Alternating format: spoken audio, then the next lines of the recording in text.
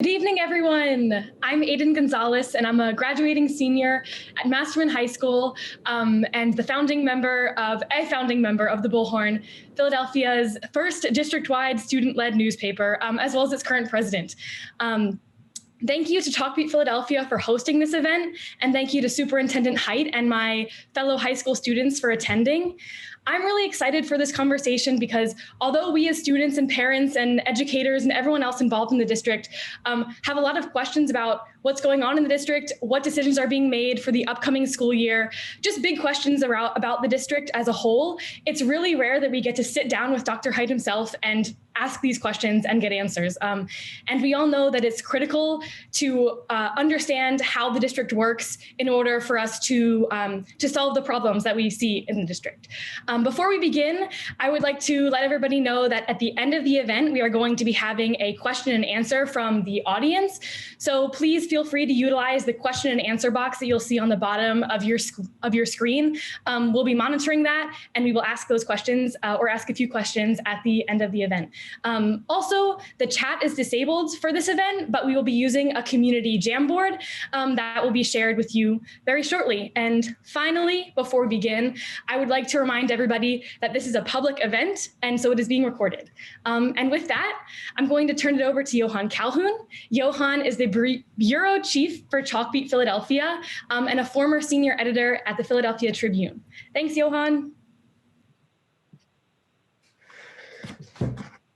Thanks, Aden, and congratulations on your work at the Bullhorn and on your admission to Yale University in the fall. I've seen your involvement firsthand in the community and excited for your future. Good evening, everyone. I'm glad you decided to take time out of your day and be a part of this special event featuring students in the Philadelphia public school system.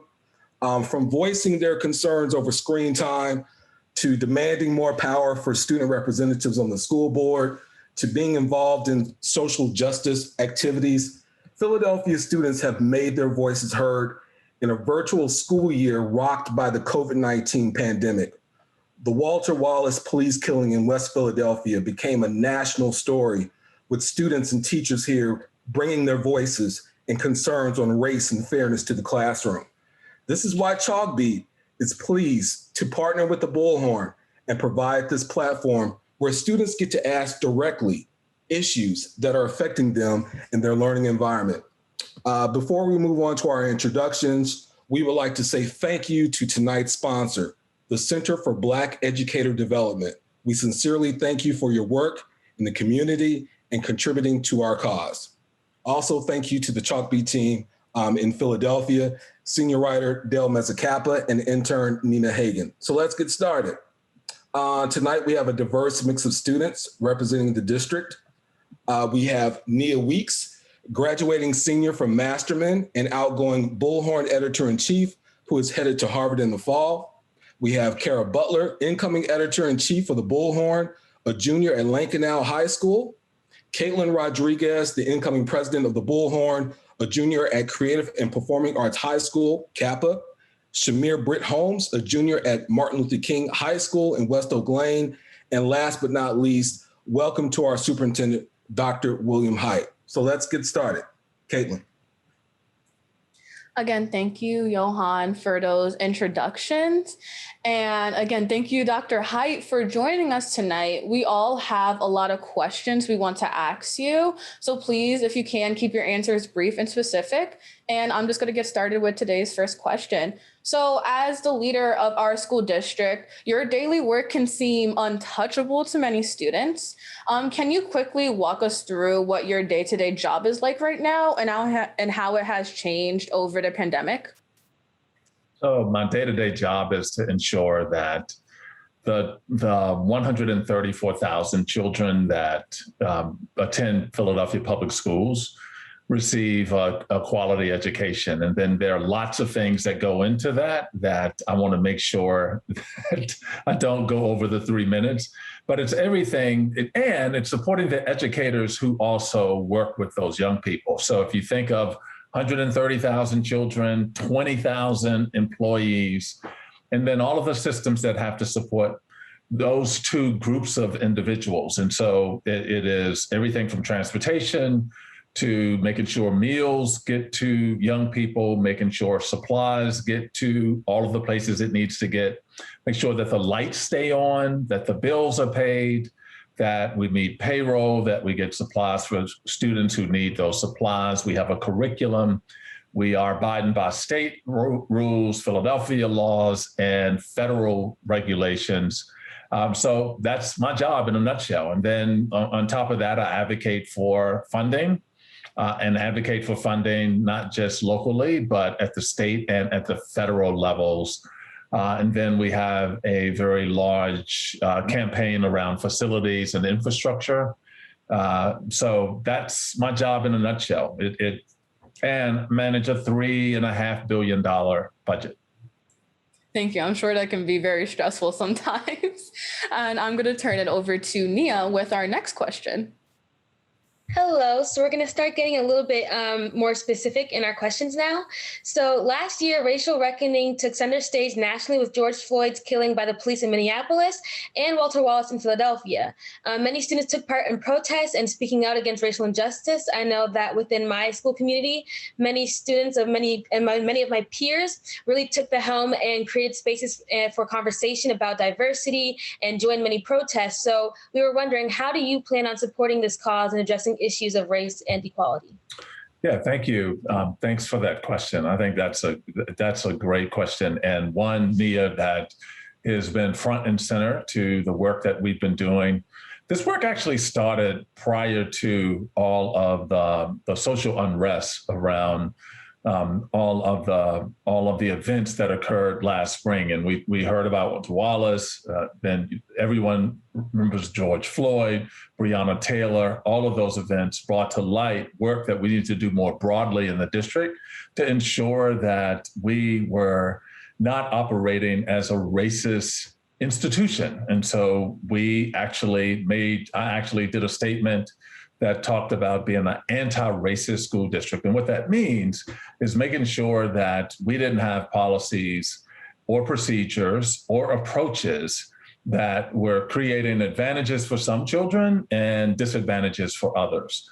And so we created what was called an equity coalition. And that coalition is a cross-section of individuals who work in the district.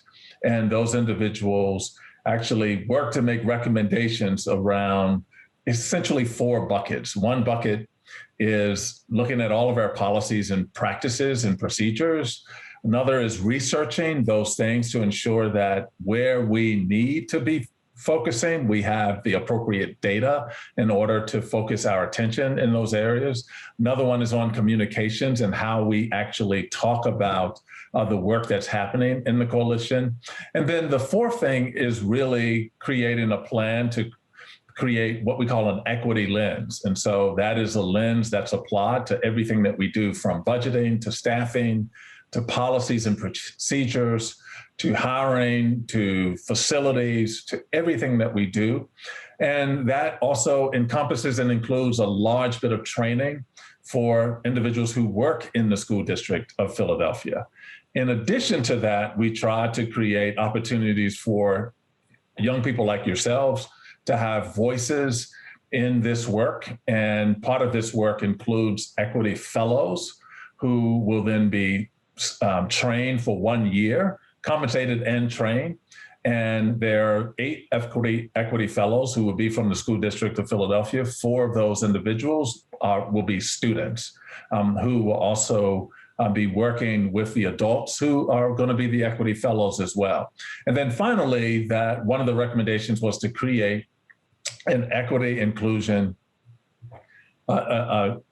diversity, equity, and inclusion office. That office is going to be out of my office and report directly to me, and then will lead all of the work of the coalition, the equity fellows, and making sure that we are creating the structure, systems, and supports so that we are ensuring that we are operating as an anti-racist organization and institution.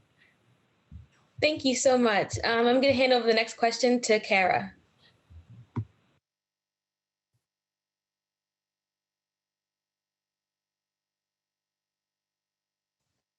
Unfortunately, Kara, I don't think we can hear you. I believe you're muted. Sorry. There you go. Can you hear me well? We can hear you, Kara. Sorry about that. Yeah. As someone who has been in the school district for their entire academic career, I understand that the school buildings in the district vary in both size and age. So looking into the fall, how are you ensuring students and teachers that the buildings in the fall will be safe in terms of ventilation and other potential health risks? What information will be made available about the ventilation and safety beforehand? Yeah, great question, Kara. I mean, I think that's a question that everyone has been hyper-focused on over the past several months as we started to bring individuals back into schools. And one of the things that we're trying to do is make sure that we make public information that's helpful to the public. Lots of times we make information available and individuals will say, well, we appreciate the information, but that really is not helpful. It doesn't tell us anything. So what we have done, and I hope that anyone who is tuning in this evening has also participated, but we've now asked individuals what excites them and concerns them about returning to full in-person learning. We've made significant investments in buildings and have been able to do a lot of work while buildings were unoccupied. We also know that, quite frankly, our inventory of school buildings, the average age is 70 years old, which means there are lots of things that we need to be focused on. So first, we focused on those significant environmental hazards around lead, asbestos, mold. Then we're moving to then focus on like the deferred maintenance that needs to be in buildings, the electrical upgrades that are needed just to, in some cases, run smart boards and air conditions at the same time. We also are ensuring that every class will be measured for ventilation, and so that the appropriate ventilation standards are met, regardless of what neighborhood the school is in or what classes are occupied. And then we have a process that we provide that information all to the teachers union, who then also goes through a process to also clear buildings. And so it is not just district staff and the contractors that we work with, but then also our partners over at the PFT who also work through a process that they've developed to say, yes, we will validate that these areas and facilities and rooms are also clear. So that's the work that we're doing. We're going to continue to do work this summer. But I think it's also important to say that all of the work that we're talking about doing and all of the monies that we've spent so far to do that work, it is substantial, but it's not sufficient to address all of the issues that we know are apparent and inherent in buildings that are the age of our facilities. So we also have to continue to advocate for infrastructure monies that President Biden is trying to get out to school districts, not just the school district of Philadelphia, but across the country. And so that we can continue to upgrade facilities to make sure we're having 21st century educational learning environments for young people here in the city of Philadelphia, regardless of where they go to school. And that's going to take additional investments to the investments that we've already made with respect to our capital improvement plans. Thank you so much, Dr. Hite. So our next question will head out to Shamir. Thank you, Cara. It's nice to meet you, Dr. Hite.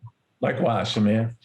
My question is, will vaccinations be required for students and staff who qualify for COVID shots? And also, what will the distribution of face masks look like for students and staff? Thank you, Shamir, for the question. That's a great question. In fact, I was on with the acting health commissioner earlier today, and we were talking about this issue. And I've also been on with the Secretary of Education in the Biden administration, and we were talking about this issue. And so at the moment, vaccines are not required for students. And we still are not able to require them for students simply because of the way that the vaccines were approved. When things are under emergency approval, they cannot be required. And so we don't have any information yet that is likely to change. However, and you all may know this, and hopefully if you don't, you can write about it in the Bullhorn and other places, but we have young people just like all of you who have become vaccine ambassadors. And it's called Teen Vax. And they're ambassadors and they're students just like many of you who are not only talking about why the vaccine is safe, but also going about having events and hosting events throughout the city where young people 12 and up can come to get a vaccine. So vaccines will not be required for students, and vaccines at the moment are not required for adults. We will require individuals until they are required to continue to be tested, and until we get to a place where the vast majority of individuals have been vaccinated. And we're not at that place yet, but we will be. Until we get there, we'll still be doing testing. And the testing is essentially 20% of all young people, all students who are in a building on a weekly basis, and then all adults, whether they are vaccinated or not. And that's the current approach. That approach could change moving forward. With respect to the mask, we will have all masks that individuals need. And we'll have masks for young people, masks for adults. We still have lots of masks that we purchased for school back to start last fall. And we're continuing to make sure that we have masks on hand for students and adults as we first enter summer school and then enter the school year next fall. We understand that masks will still be recommended from the CDC for schools. And so until they change that recommendation, we will be masking, and many of the students we have found will bring masks to schools, but if they don't have them, we will have plenty for students and adults to use. Thank you, Dr. Hite. The next question will go to Kaitlyn. So hello again, Dr. Hite. My question is, so the last year has had a significant impact on students' social and emotional health. Even for me as a student, I've had so many mental highs and mental lows to the point of breaking down even in this online setting. So I wanted to know, what are your specific plans to better support students in the coming months? And what are your plans to better support their teachers? Yeah, so I think the one thing we tried to do, Kaitlyn, as we started this year is, so we tried to actually take an approach, and the approach was called Healing Together, right? And it was an approach where we wanted to make sure that young people like yourself had the opportunity to talk about their emotions, their feelings, and feelings of isolation or feelings of whatever the emotions were.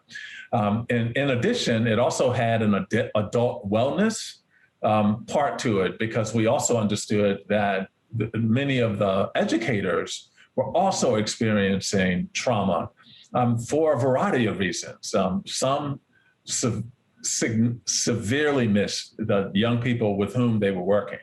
Others experienced loss themselves, or they had individuals who were in the families who experienced loss. And then when they get back to their colleagues that they hadn't seen, the emotions all come through. And so we started that last year and wanted to make sure that we were constructing the conditions for individuals to have those types of conversations.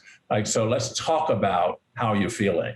And it's okay to talk about it, and really trying to train individuals on creating communities, and then restorative types of conversations, circles, those types of things. But in addition, this year, we're moving to having more behavioral health support and more behavioral health counseling available in schools, and want individuals, in addition to guidance counselors who are already overworked, to have other individuals who can also talk to young people about their feelings and emotions.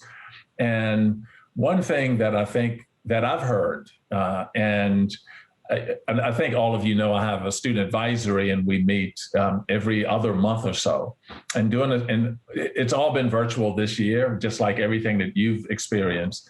And what we've heard from the young people is that sometimes they want to talk about things and emotions and are told that it's not the appropriate time or place. And so one thing that we're trying to help adults with is even when they are uncomfortable addressing the subject matter, that's okay. And it's okay to say, you know, I may not be expert in this subject matter, but let's talk about it and really try to create the conditions for young people to express their emotions. But I think as we move into next year, we have to be a lot more intentional about focusing on rebuilding communities in schools and giving communities and young people the opportunities to talk through these issues, and adults to talk through these issues as well. Thank you. That puts some rest in my mind now. And I'm actually going to turn it back over to Nia for your next question. Thank you. So we know that learning during a pandemic has been incredibly challenging for many students academically. So as Kaitlyn talked about, the mental side of things is also this kind of effect that having a bad mental health has on your academics. I know a lot of students who have lost motivation and subsequently have seen a tank in their grades. So what do you see as concrete steps to getting students caught up when they return to school this fall? Yeah, so we're trying to do that now. And we think that, Nia, that's important to start long before we come back to school in the fall. One thing that we're offering this summer is a fifth grading period. And that fifth grading period is designed to help young people get back on track if in fact they've fallen off track, and where they could replace a bad quarter or bad semester with the opportunity to actually attend and catch up on some things this summer. And that's for students who may be in danger of failing or not graduating or just having difficulty. But the other things are some of the other supports. And so we understand that we're going to have to re-engage some young people who have found the virtual environment not to be anything that is helpful for them. And we understand that there's going to be a need to really re-engage our young people who, and oh, by the way, Nia, some have been successful in this environment, right? So it hasn't been detrimental to everybody. Some have said, oh, this has really worked for me because it gives me time to do some of the other things that are really important or part of my responsibility. So we have to look at all of those things as we move into the fall to determine what have we learned from this experience that has worked for some and not for others? And then how do we set up structures moving forward so we can take the best of whatever we learned from this and match that at least to the individuals who need that type of approach. And so that's kind of how we're thinking about it moving into the fall. But I will also add this, Nia, and this is an important point, that we're not going to make up for the time that we've lost over the last year and a half, over a summer, or even over a year. And if you think about like the first graders or kindergartners who are learning to read, and when they're learning to read and they haven't been able to have that experience, that's going to take us some time to rebuild their skills and their abilities. And so what we're looking at and how we're planning to use some of the American Recovery Act monies is really to focus on the next 3 years and make sure that we have things in place that will support those young people, but also things that could be helpful to those young people and their families. Things like quality before and after care, where individuals can drop their children off early and pick them up late. And those young people are not just doing schoolwork, but they're engaged in other types of fun and engaging activities. That's just one example of things that we are thinking about in terms of making sure we are able to recover some of the loss and interrupted learning that many of our young people have experienced. Thank you so much. The next question is going to go over to Shamir. Thank you, Nia. Dr. Hite, do you think that providing more vital career and tech education programming, such as automotive, electrical, graphic arts, and finance, can help combat poverty and violence? And also, are you planning to add more such programs? And what are you doing to avoid cutting what already exists? Yeah, thanks for the question, Shamir. So we've actually added a bunch of programs in the career and technical education space. And so we have a new aeronautics program, we have solar program, and we're looking at, in addition to that, creating another program that would be something like a middle college, where children graduate with a diploma and an associate's degree, but we want to do that in the trades area so that individuals could leave with like a certification and have already done an apprenticeship or pre-apprenticeship before they graduate. So we don't have any plans to cut those, but what we actually need to do is to make sure that young people see those programs as viable options. We've expanded the options and seen fewer students enroll in the options that we've expanded. So right now we have seven career and technical high schools.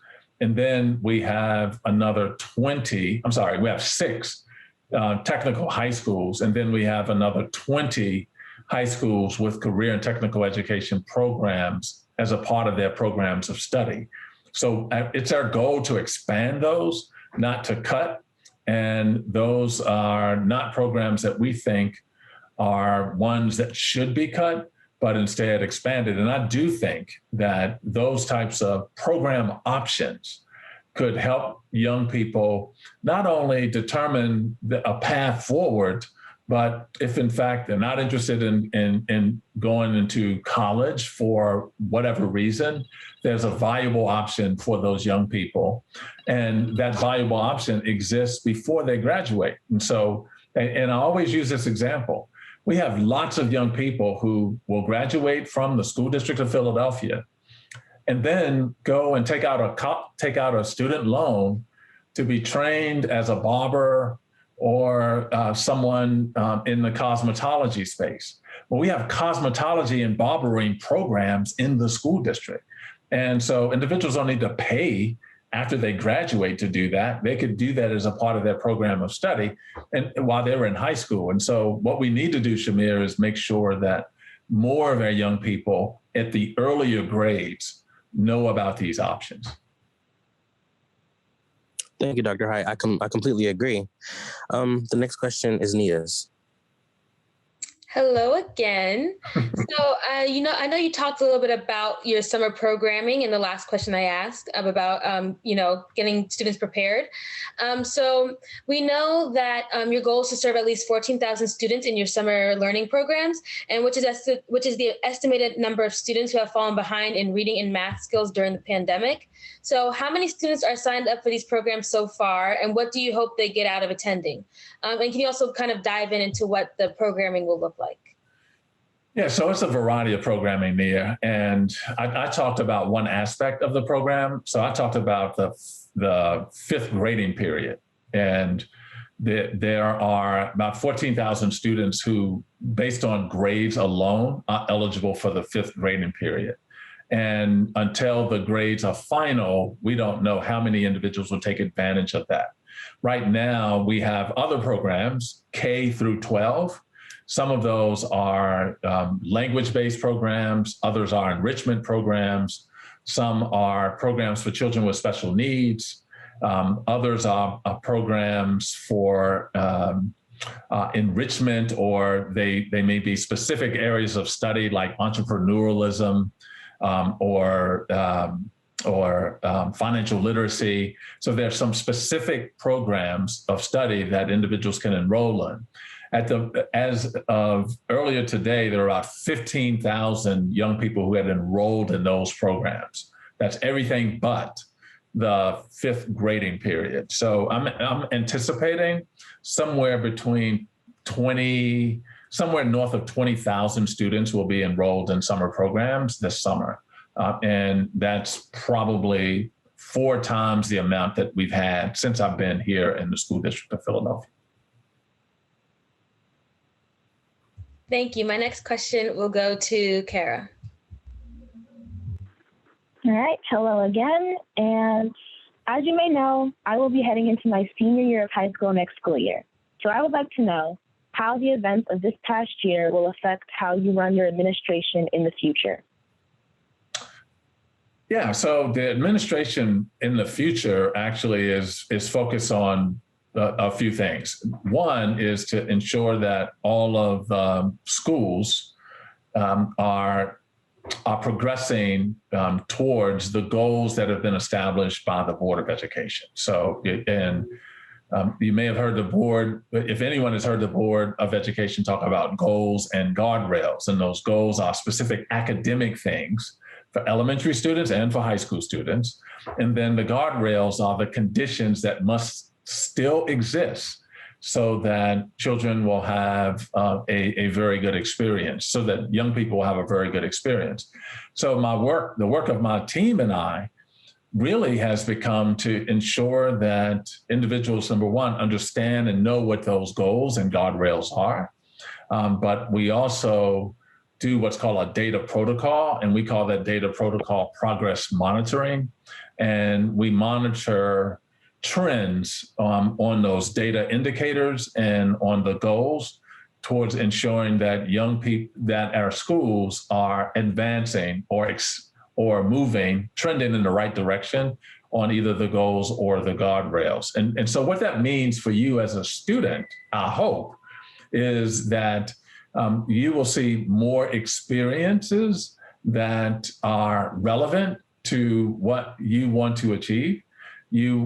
We will see, I hope, more children who have access to grade level content, which means that depending on where students attend school, they may not have access to grade level content because people may be giving them great materials that are from lower grades simply because large numbers may not be proficient in math or reading or science yet.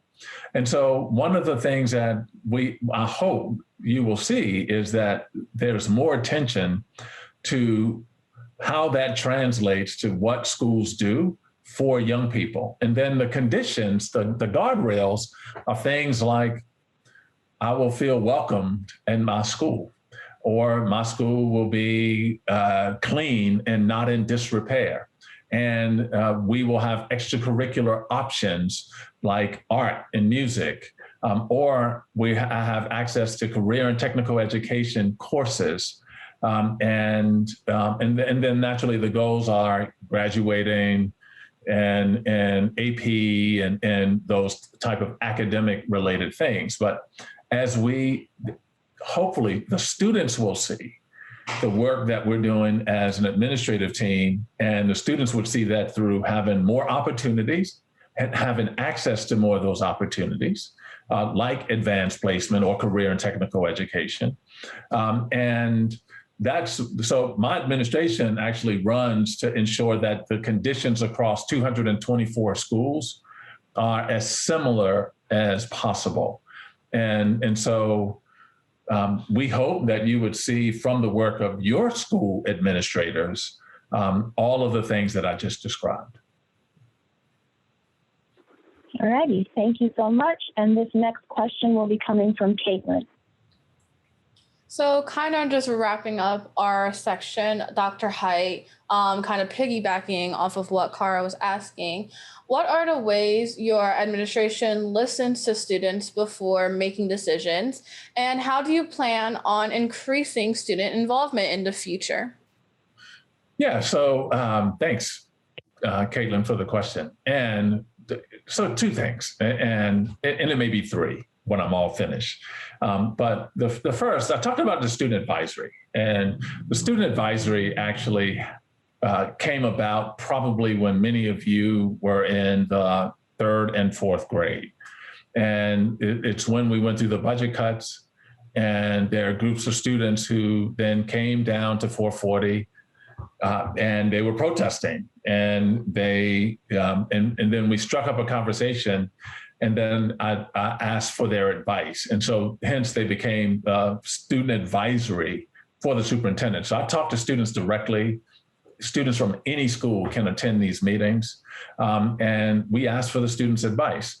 Now, in addition to that, now we've created a student leadership office, and that office is run by a young man named Tyler Weems, and Tyler works to ensure that we have student leadership at every school, not just high schools, but at every school across the school district of Philadelphia. And in addition to that, we have two student members of the Board of Education. Those students actually give a perspective on policies and practices. They don't have a vote, but they give a perspective on policies and practices. And then in addition, we get a lot of information from the student surveys and the student survey results.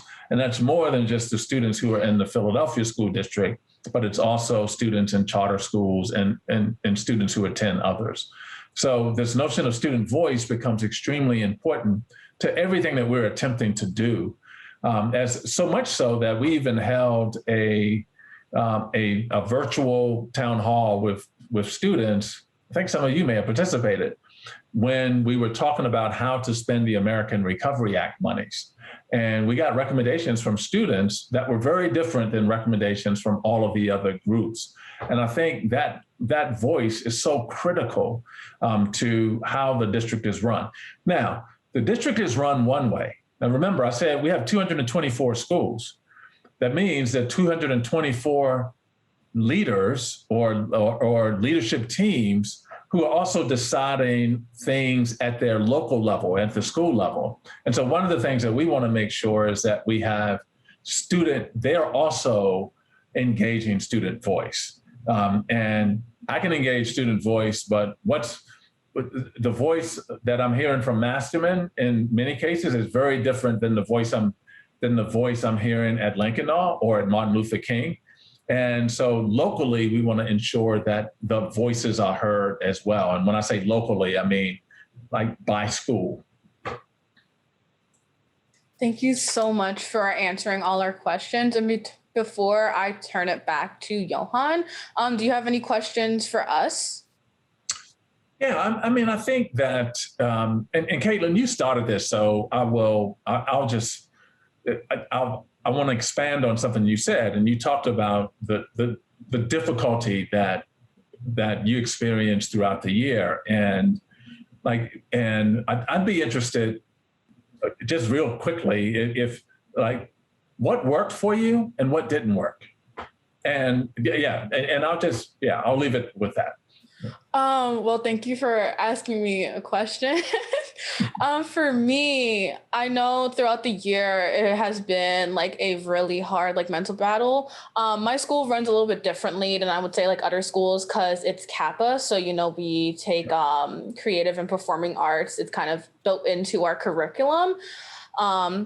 So for me, I feel like the way the teachers communicated with us, especially, telling us we know you have your mental days, and we know you're going to probably want to be away from the screen. So giving us time periods where we can have more asynchronous time, or giving us periods where we don't have to focus more so on the curriculum in the classroom, but more so have a conversation with the teacher. And especially my teachers building that relationship with the students and having an understanding that we just can't work 24/7, and that our eyes are going to hurt if we're on the screen all the time, that we're tired. School is starting to become, especially this year, was a very draining thing with the whole transition process. So for me, it was just very beneficial to have that relationship with my teachers and to build that understanding with them. Really appreciate that. Thank you. So I guess I'll turn it back to Johan of Chalkbeat of Philadelphia.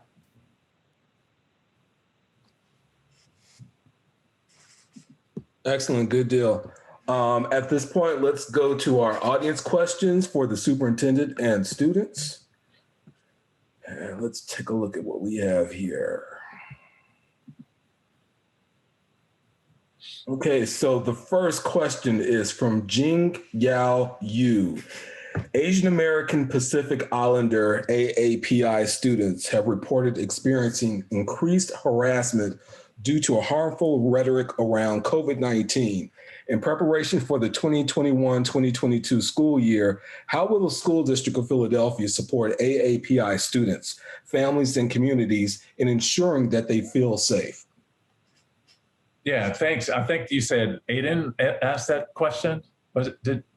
The student's name is Jing Yao Yu. Jing Yao. Okay, so thank you.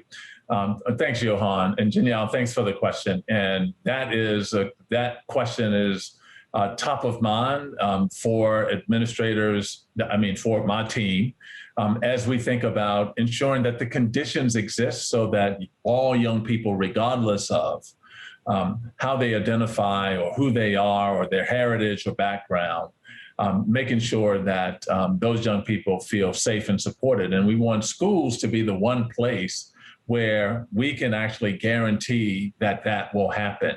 And so we're doing lots of work to make individuals aware of, number one, what is hateful speech, and how do then individuals either intentionally or unintentionally create more problems for students in Asian American and Pacific Islander students who, by either not addressing it or not shutting it down, or even the things that they say or do not say. And so part of the training that we're doing at the beginning of the year for everyone, in terms of, as I talked about, building the community early on, is really how we're thinking about ensuring that our young people, regardless, are feeling accepted, respected, cared for, and safe. Excellent. And I would invite the AAPI students to also meet with Tyler Weems, the young man that I talked about, who is leading our student leadership work. And I'll be glad to set up a meeting, for all of you, because we want to hear the types of things you're experiencing so that we can put the proper strategies in place, and have the adults who work with you to ensure that we're actively trying to identify and address those types of issues. Okay. The next question is from Lauren. Let's see here. You've proposed changes in start times this fall. Schools would start in 3 possible times: 7:30 a.m., 8:15 a.m., and 9 a.m. Why do you think these changes are necessary, and when can students expect to know their start time? Yeah, so every year we have start times that we communicate in the summer, and there are few schools who change. Most schools keep the same start time throughout a period of years. But now with the pandemic, and this actually started with the pandemic when we knew we would have to, this is when we were required to have 6 feet social distancing. So that meant we could only put half the young people on buses. And so we started thinking about a tiered transportation system when we looked at the buses, and after each run, we would have had to sanitize a bus. And we couldn't do that if, in fact, there were 20 different arrival and dismissal times. And that's how many we had. It may have been 24. And so we were trying to run a transportation system, but depending on where the elementary schools were, the middle schools were, the high schools, well, not high schools, but elementary and middle schools, then the transportation schedules varied dramatically. And it created, unfortunately, times when young people were on the bus much longer than they should have been, simply because they were inefficient schedules. And by having a tiered approach, you can then structure the routes so that they're more efficient, number one, shorter, number two, and then it's within 3 tiers so that you can do things like use one bus for multiple runs versus one bus for one run and then another bus for a different run. And that's why we went to the tiered approach. I will say this, though.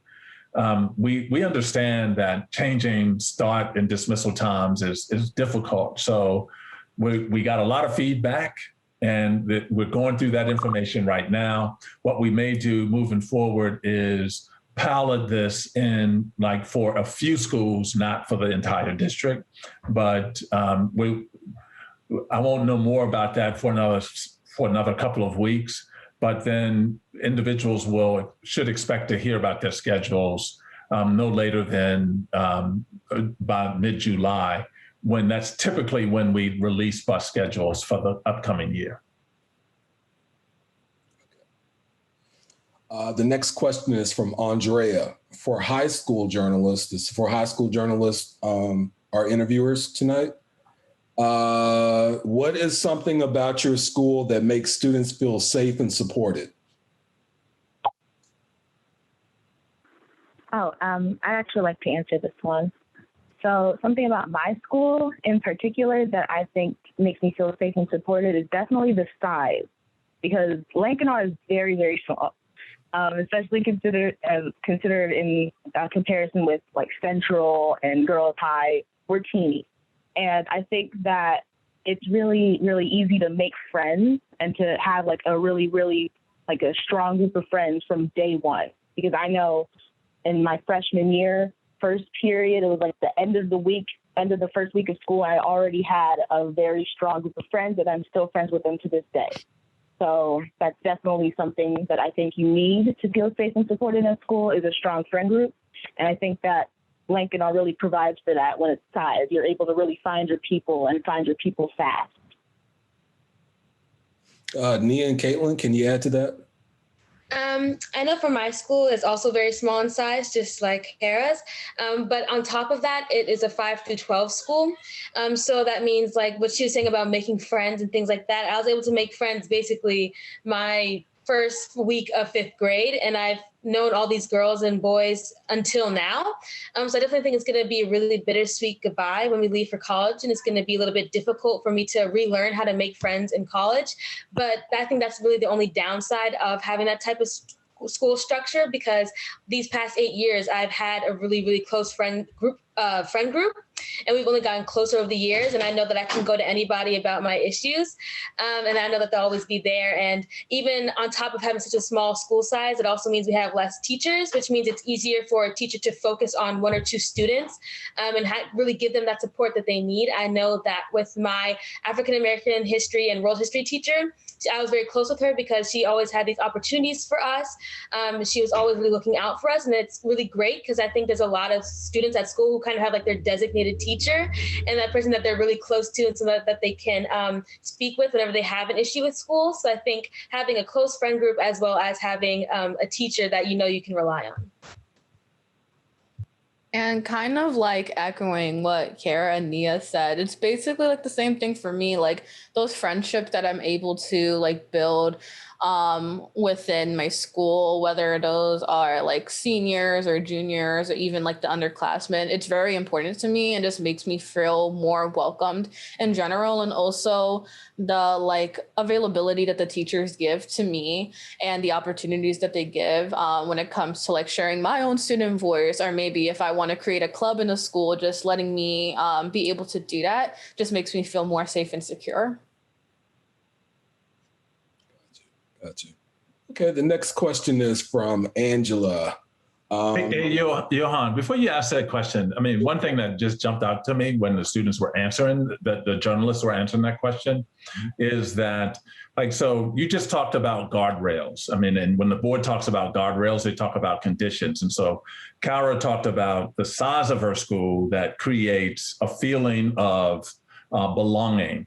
And I heard Nia and Kaitlyn, and they said, just like Kara, but their schools aren't small like Lankenau. However, the conditions at the school that those two young ladies described also give a feeling that individuals are part of a broader community, and the ability to make those friends, I think, are really important. And so while Kara School is small, because Lankenau is small, but Masterman isn't, and Kappa isn't. However, the conditions that exist at those other two schools create the same type of feeling that you could get at a small school if, in fact, as I think Kaitlyn said, if or Nia or both said, yeah, if teachers know who we are and they are accessible and we can talk with them, it just creates the condition that, hey, I belong here. And that's a perfect example of the guardrails that the board has established. So thank you for sharing that, the three of you. Sure. And before we go on to the next question, if I can ask Shamir the same question, what is something about your school at MLK that makes students feel safe and supported? I would have to say the counselors. They, oh my gosh, they actually care. They'll ask you how your day was going. They'll sit you down. They'll eat lunch with you, and they'll actually want to hear how your experience is. And that, for me, makes me feel very safe, very, taken care of. Great. Okay, so the next question is from Angela. Will new CTE programs be available in all high schools? And this question is for Dr. Hite. Are programs equitable throughout the district? And of course, CTE is career training education. Dr. Hite, can you answer that? Yeah, so CTE programs are not available at every high school. And some are, because some high schools are have specific programming. And I'm not sure there's a CTE offering at Kappa because it's a performing arts school. But by the same token, there are six CTE only schools throughout the city of Philadelphia. And then there are another 20 high schools where there is viable programming at those schools. And I use the example like entrepreneurialism. There is banking and finance, and these are programs that exist. There's advanced manufacturing. These are programs that exist in comprehensive high schools that could also graphic arts, that could also then become a part of the CTE program. So they're not available at every high school, but regardless of where young people attend high school, they have access to the CTE programs. And that's one thing we want to make sure our students know at much younger ages, not just at the 8th grade. And just to be clear to the audience, CTE means career and technical education. Thank you. Spoke correctly on that. Thanks, Johan. Yeah. No problem. And people historically thought of it as vocational education. So the new term is career and technical education. Okay, so I'm going to round out the Q&A with this last question for both Dr. Hite and the students on the panel. What is the best way for new teachers coming into the district to best hit the ground running in all the initiatives and empowering work going on in the school district of Philadelphia? What should we focus on? I should let the students go first. I think one of the most important things that they have to think about is learning the culture of the school that they are about to go into, because I think the question said new teachers. So I think rather you need to learn the greater culture of the city and the school district, yes, but I think most importantly is the culture of the school you're at, because just how all four of us were saying beforehand about how we feel about certain aspects of our school and what's important to us, it's important for those teachers to understand what we need and what we're lacking and what we really treasure. So I think if they really want to hit the ground running, they need to understand that they need to make a connection with the students first, because that's the greatest way to get the best work and to really reach that potential of students is when you have that emotional connection with them and they know that there's somebody who thinks highly of them and there's somebody who believes that they can achieve great things through education. So, just educators making sure that they're aware of how their students need to be treated and the culture of the school in general. And kind of like echoing off of Nia, not only the culture, but also I know for me, my school is very diverse. So understanding that diversity and that you're coming into a diverse school, not only, I know for my school, not only when it comes to like different backgrounds, whether that's like the Latinx community, the Black community, the AAPI community, but also understanding like the different sexualities that go on within my school. There's a big LGBTQ plus community and getting to understand the different communities and the different cultures within those communities as well can really help when it comes to creating an emotional and I guess physical connection with your students in that sense. Just want to say that definitely something that I think you need is to be a good listener, because when you first go into a new environment and a new school, the best way to get to know your students and to know the staff is to listen and see what they say and see what they talk about. Because when you start to hear things, you start to pick up on, oh, this one likes rap music, this one likes pop music, and you're able to go and talk to them about that, and that builds up a relationship. So definitely be a good listener.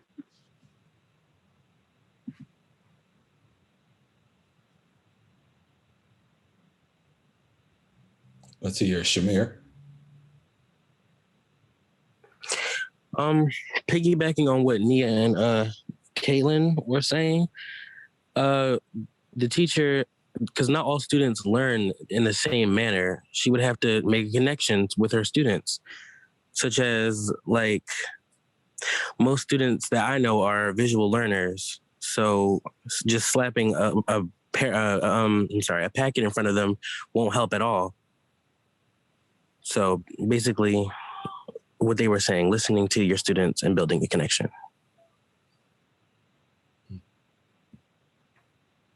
Was that all the students, Johan? Yes, sir. Yeah, so I think first and foremost, and I know you said the one thing, but I can't do one. So first and foremost, you got to love young people, and you got to love what they bring with them every day. And if you don't, this is not the career for you. I mean, you have to do something else. But so first and foremost, you have to love young people, love who they are, love what they bring to this work every single day, good, bad, indifferent, it doesn't matter. The second is you have to be a learner, and you have to constantly, as Shamir just talked about, understand like how students learn, and they all learn differently, right? And so the learner part is something that's equally important, and it's not everything that you know that's important. It is how do you encourage the young people to engage in the learning that is in whatever the content area is. And then the third thing is you have to understand, and this is part of being a learner and loving children, their lived experiences. And their lived experiences are very different depending on where the schools are or what neighborhoods those children come from, regardless of where they attend school. And as they identify differently, they have different likes and interests, they have different ways of learning, they have different circumstances. And so understanding their lived experiences is also really important. Good deal. And before I close this out, I would like to thank that teacher for submitting that question. I noticed it was submitted anonymously, but teachers were affected so much this year. So it sounds like he or she is preparing themselves for the upcoming school year. So thank you for submitting that important question. Also, thank you so much to Dr. Hite for your time and a standing ovation for our student interviewers and leaders today. Kaitlyn, Kara, Shamir, Nia, and Aden. And I would love for this event to be annual. And again, thank you to tonight's sponsor, the Center for Black Educator Development. Thank you so much. Thank you so much. So at this time, I would like to welcome Chalkbeat's Senior Development Director, Mr. Lee Wack. Before Lee jumps on, Johan, I just want to thank the student journalists as well. And thank you so much for what you do with the Bullhorn. Aden, thank you as the outgoing editor as well. And Johan, thank you for your work that you're doing with these young people. And it's why I get so excited every day to go to work, because this is a representation of what our educators experience on a daily basis. And so I want to thank all of our educators also, but most importantly, I want to thank the young people and Chalkbeat for putting on, giving us the opportunity to have this conversation this afternoon. Good deal. Good deal. And see you tomorrow morning. Yes. Okay, Lee Wack. All right.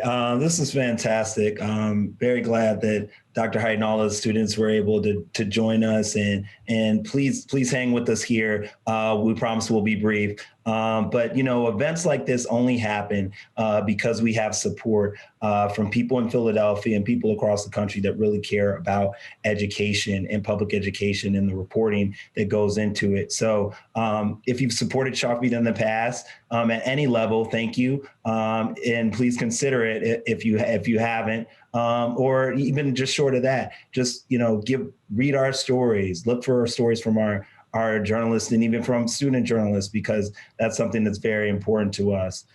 So for this time, I want to get some feedback from our journalists. We're going to start with Dale Mezzacapa, who, as many of you know, has been reporting on education for about 4 decades in Philadelphia.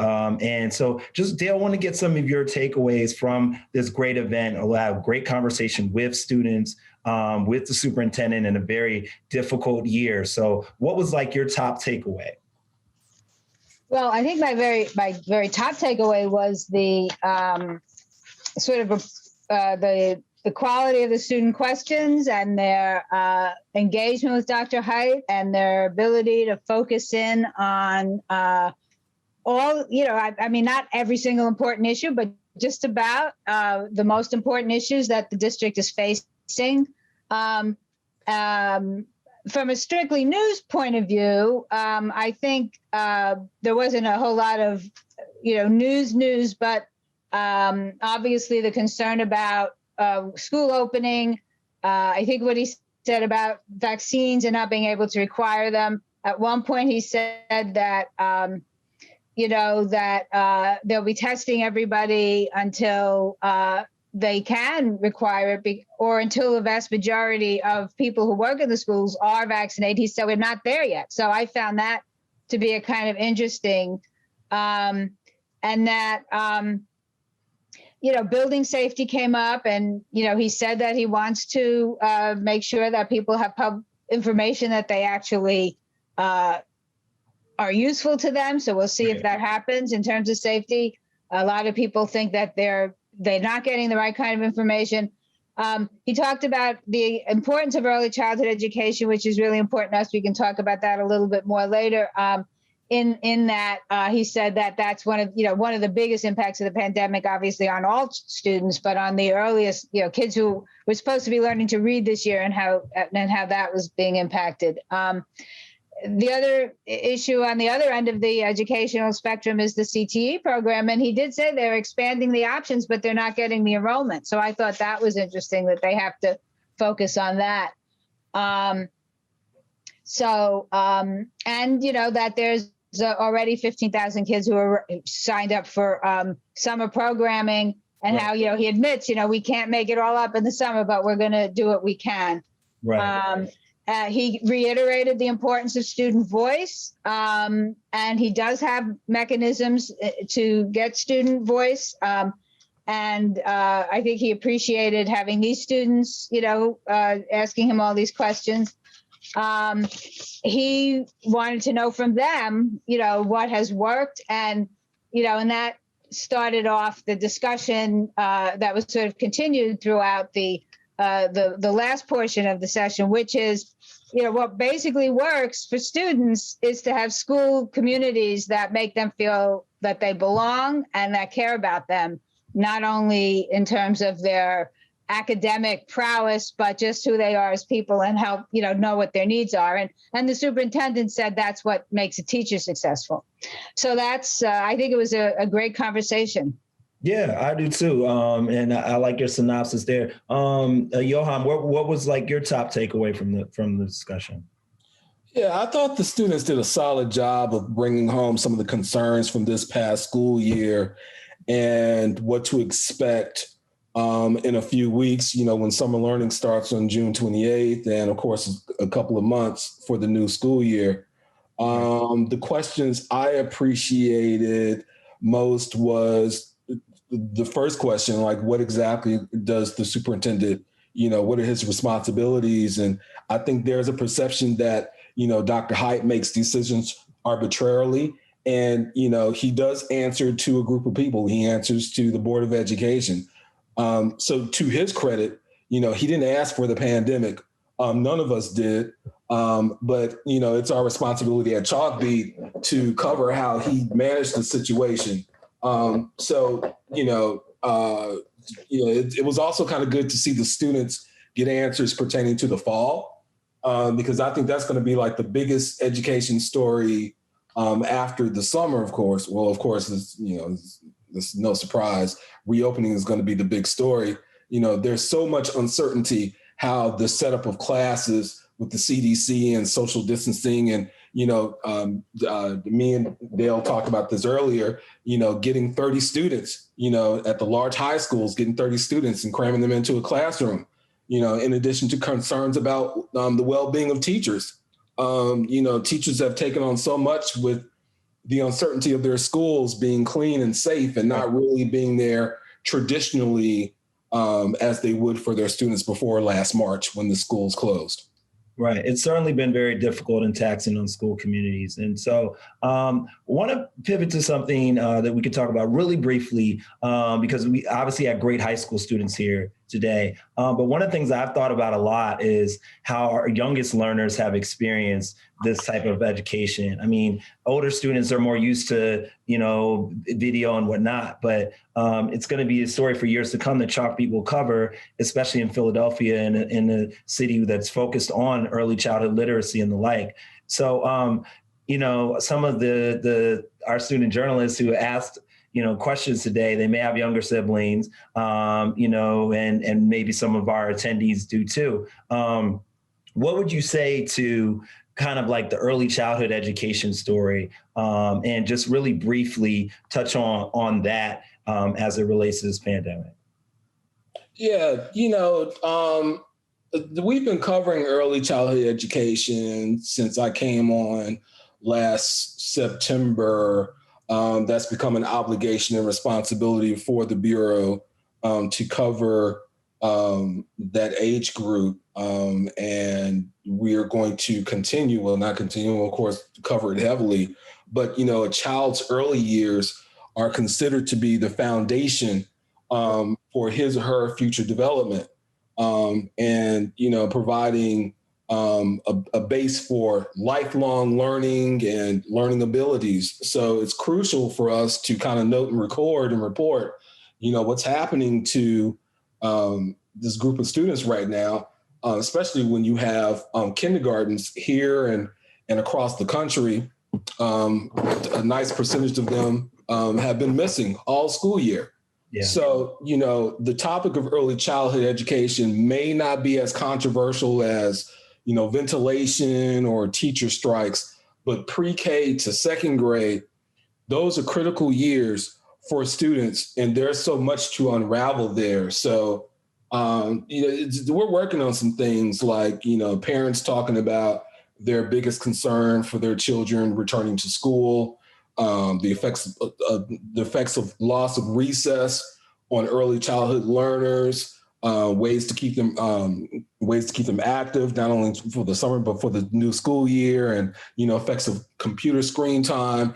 That was a concern for high schoolers last year, but it's also a concern for many parents of early learners. So it's just so much to unravel with early childhood.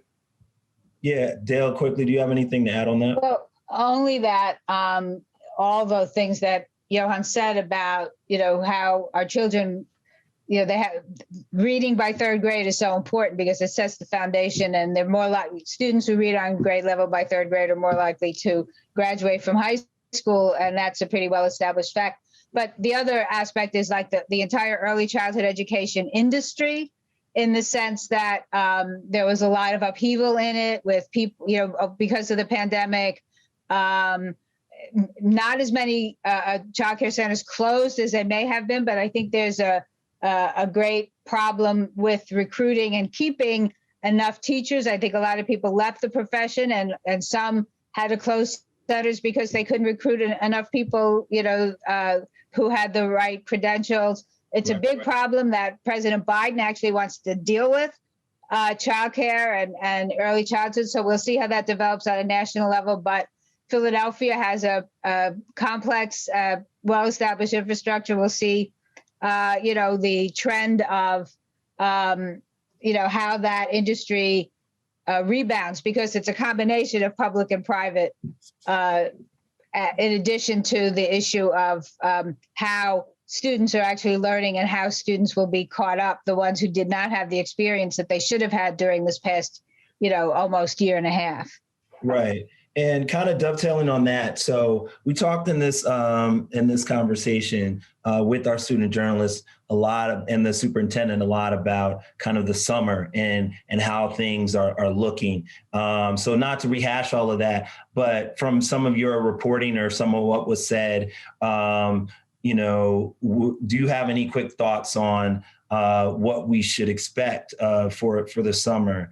And helping students. I think it was very interesting that Dr. Hite talked about this fifth grading period. But do you have any thoughts on the plans for the summer, which is coming right up? Yeah, well, that's another area where there's a lot of federal assistance that can help beef up programs. It's also an area in which there's a lot of cooperation, or working with the school district, working with the city and the Parks and Rec.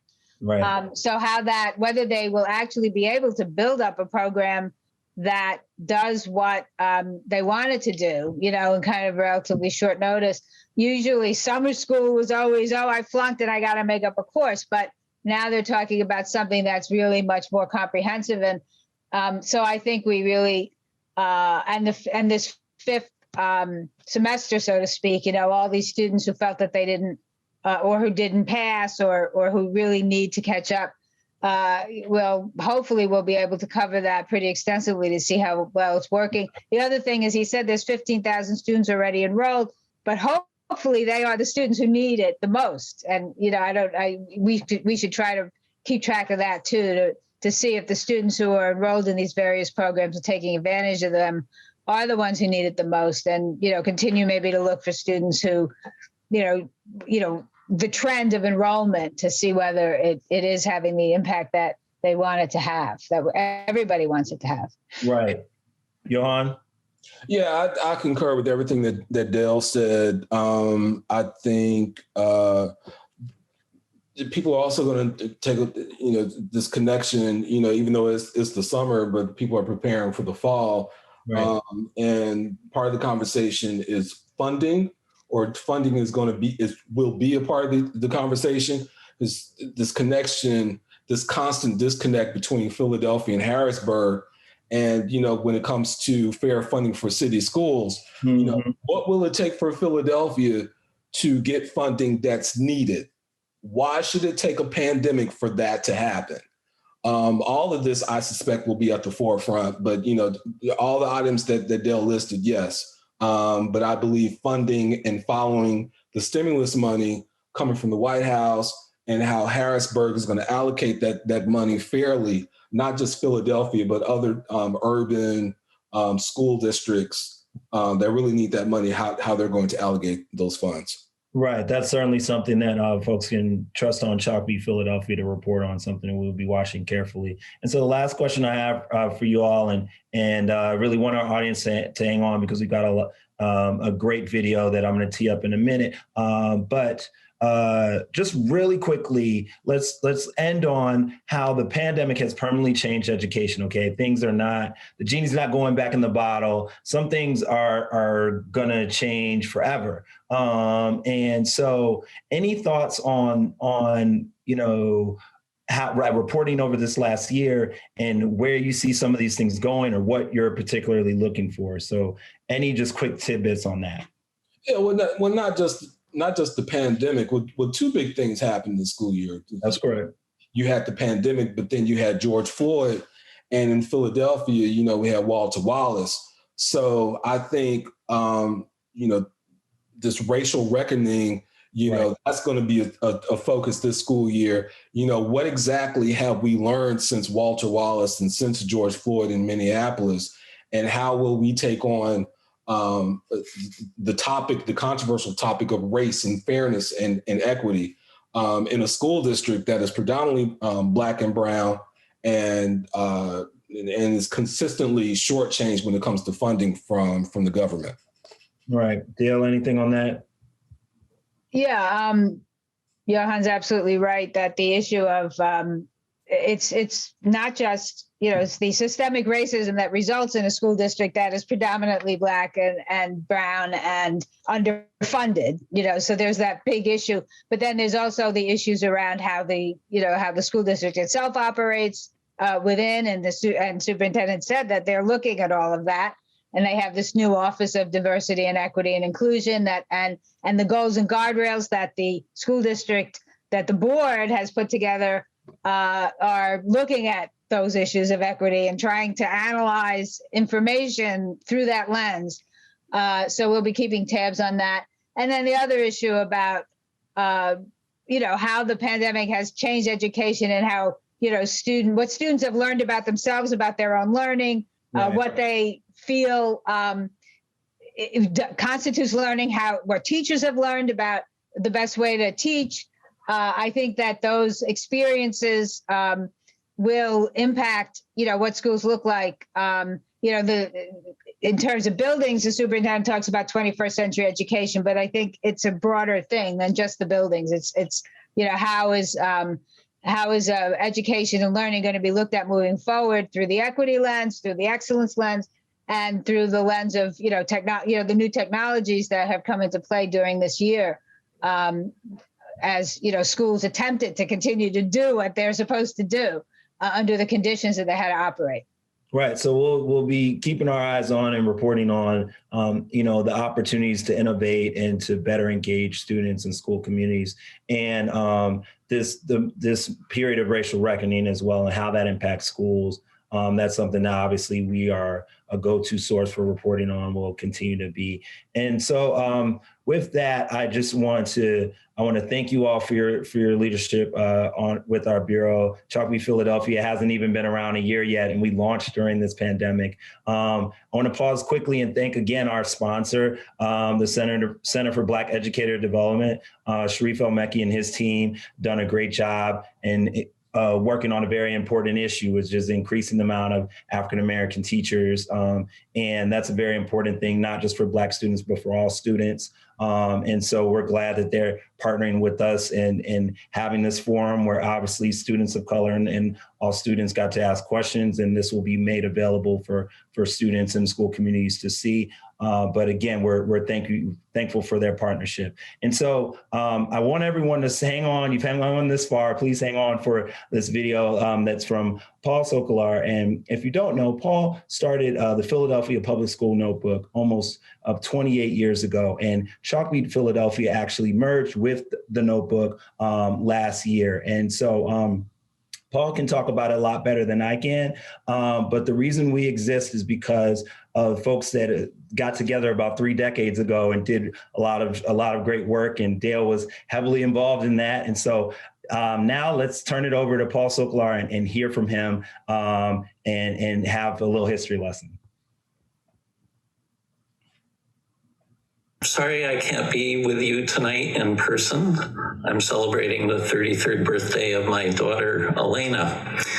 She's a Philly public school grad, and as some of you know, my experience as a Philly public school parent is what drew me into the world of education activism and education policy. And it was about 28 years ago that my involvement led me to organize a meeting where we discussed creating what became The Notebook, a newspaper for the families and staff who are in the Philadelphia public schools every day and badly want to see a school system that works better and is more just. About a year later, in 1994, an all-volunteer group gave birth to the first print edition of the Philadelphia Public School Notebook. We handed it out in schoolyards across the city. We got a great response, we kept at it, and it grew. It grew in its ambition. We tried to be a newspaper of record that was pretty comprehensive and did both print and online publishing. It grew in journalistic quality as we gained skill at the art of watchdog journalism. And as the audience grew, officials started to pay attention and the impact of our reporting grew. We also built a community around the notebook of people who are deeply committed to seeing a school system that works better and is more just. I was really lucky to be part of that work and that community for 2 decades. Last year, as you may know, the notebook transitioned to become Chalkbeat Philadelphia. This decision made a lot of sense. Some of you know that my biggest challenge as the notebook's editor and publisher was finding a sustainable business model for the intensive work of providing high-quality local news coverage. I followed Chalkbeat's efforts to build a sustainable business model from its inception, and it's forged a promising new approach. Chalkbeat has been able to build support from national funders as well as local ones for local journalism. And by scaling up, there are efficiencies and economies of scale that we weren't able to achieve as a small, independent, Philly-based publication. That translates to more stable support and infrastructure for the kind of watchdog journalism that Johan and Dale are committed to pursuing in the best tradition of the notebook. We've already seen Chalkbeat Philadelphia's commitment to providing probing coverage of racial inequities, issues like the need for more African-American teachers or the continuing disparities in admissions at selective high schools. On the anniversary of Brown v. Board, or the day of the Derek Chauvin verdict, I knew that I could count on Chalkbeat to prioritize stories about those key moments. This reflects a stated organization-wide commitment to anti-racism. Just like the notebook was, Chalkbeat is committed to amplifying voices from marginalized communities and from those who have been poorly served by public education. Today in this program, we've seen the dedication to ensuring that student voices are centered. In these and other ways, Chalkbeat is ably carrying on the traditions and commitments that made the notebook special, a respected and loved publication. Thank you to Chalkbeat Philadelphia for hosting this event, and a special thanks to the students and Superintendent Hite for participating, and our deep thanks to each of you in the audience for attending. We look forward to the day soon when we can gather together, all in the same room, and talk about education. Good night.